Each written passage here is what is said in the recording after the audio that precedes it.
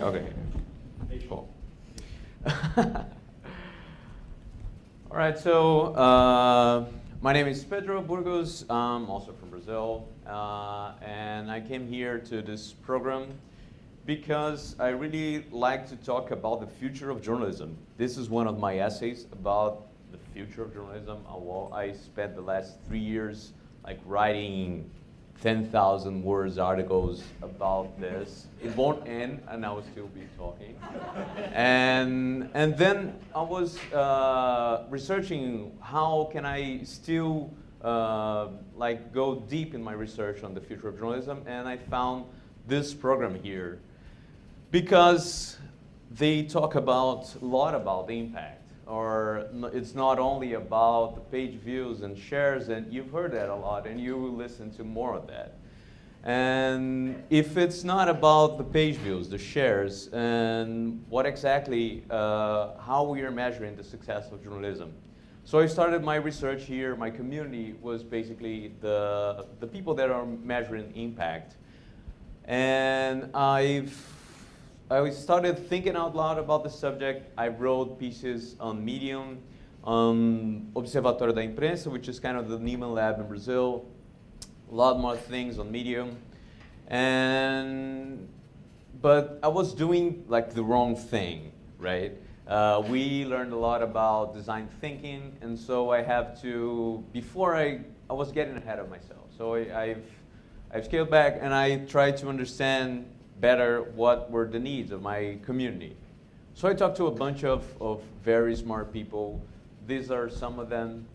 And then I asked them a simple question, what would be the ideal analytics tool? What we are not measuring that we should be measuring, among other things, of course. And a lot of them talked about how can we measure what is the impact on what people think or public opinion? And I found this interesting. So with that in mind, I've started to build solutions. I started first I tried to code solutions because coding is a desired ability. So I've learned to code. I took some Code Academy and MIT DEX classes. I spent more than 100 hours, probably 200 hours on online courses. And my idea was to build something that I call Watch the Tone, that would take Facebook comments and spill out a tone analyzer. I would say that this comment thread is very angry or civil, and I showed that to people and said, oh, this is neat, but how would I use that? And I said, well, I really don't know, so let's move on. And I kept engaging. I went to a lot of meetups and talks and newsletters. I subscribed to them all and I followed everyone. And actually, yeah, so cool.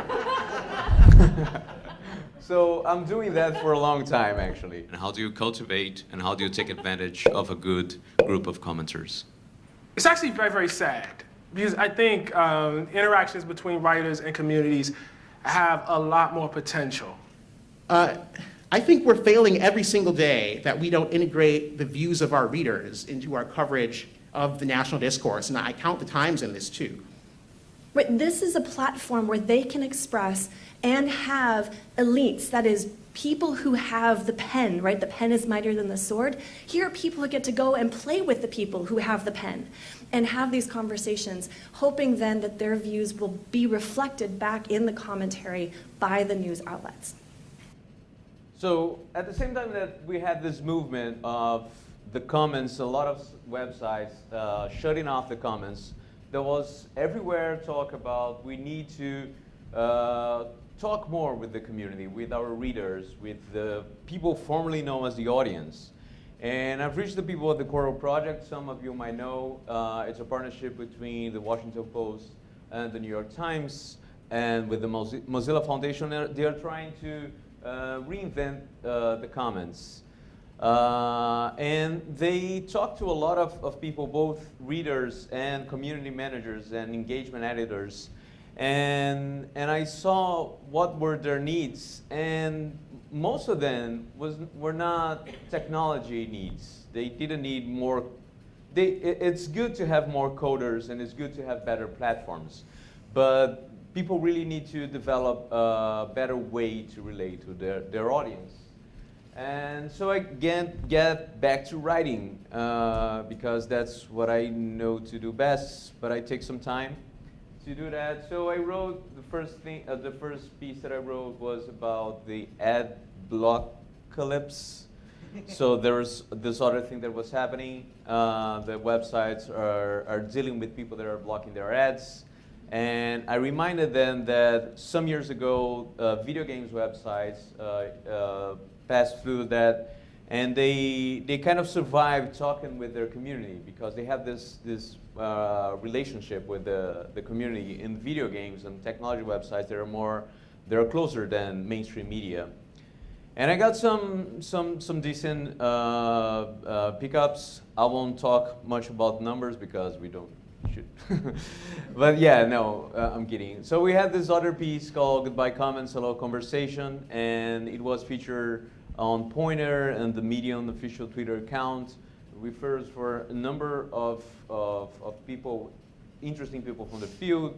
I've got requests, and I talked to people in Spain, in Brazil, in Argentina. It was picked up in the media shift, and it was mentioned in Salon and Slate on France. And I think I will be doing more of that, but more than just writing about that, I was commenting a lot in this period. So I did AMAs. I talked like this is a Google talk that went through 2 hours with one prominent commenter. And I started doing some experiments on my own Facebook, like writing some posts with a lot of not assumptions, but a lot of question marks, and inviting people to talk. And I had one of these had like 250 comments and more than 10,000 words worth of comments in a single Facebook post. And there was this guy saying, it's in Portuguese, sorry, but this guy saying, well, I come here to your Facebook page very often because I like your opinion and you don't shut off people that disagree with in the left or the right. So, and I think this is interesting. We talk a lot about personalization of journalism and we talk about algorithms, but I think one-on-one journalism may be in AMA, maybe in comments, that can be a venue. Well, my main finding in both in the research and in my commenting is that when the author is participating, you have better comments. And if you ask questions, you have a better discussion. And commenters are there for a variety of reasons. Some of them are there to just troll, some of them are like to know other people's opinion, others to vent. And the tone, the thing that I was analyzing first, it isn't really important. It depends really on the subject. Sometimes it's okay to be not so civil. Right now I'm working at the Marshall Project. I'm doing my internship there. We are having next year a newsletter picking up the comments that disagree with us in a variety of issues. And I'm doing some data analysis with some coding that I learned, trying to understand better how can we use social media to reach different people. The next steps would be I would do a newsletter of better comments. I will write many more articles. I had done many interviews with commenters and I'll put them up and I'll round up some best practices in commenting. So my tips in terms of the social J is don't be afraid to pivot. I changed my communities, I changed my project.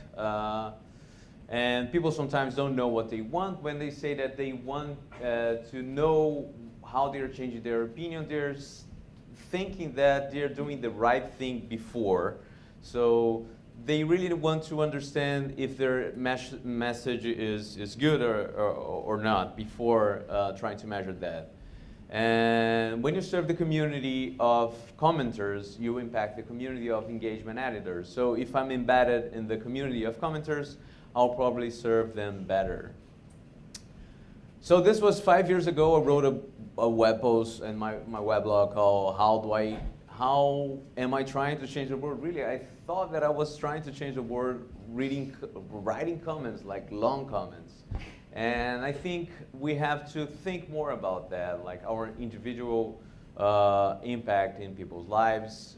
In journalism, we can do that everywhere that has a comment box, because this is important for the democracy, I think.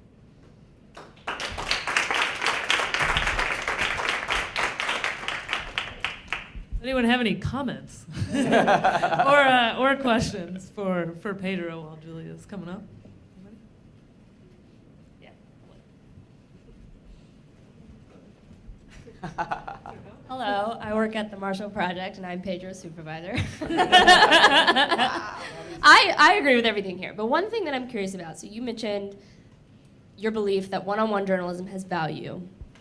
And this experiment we want to try, showing comments that disagree with our journalism to the journalists themselves in this internal newsletter. So I'm curious what you think about how you communicate that value to perhaps older executives who come from a more traditional background. Because when they think about success, and they do think about page views. So how do you envision that in a real working newsroom? I think in a, like, let's imagine a nonprofit that covers criminal justice, that has like a former executive editor of the New York Times. Well, I think they value like the dissenting opinions. They just ran a piece called The Dissenters that were just people that think that we don't need criminal justice reform. So I think they are aware of the need that we have to put more voices forward. And I think we still have to make the case internally. I hope that you help me with that, and I'll help you.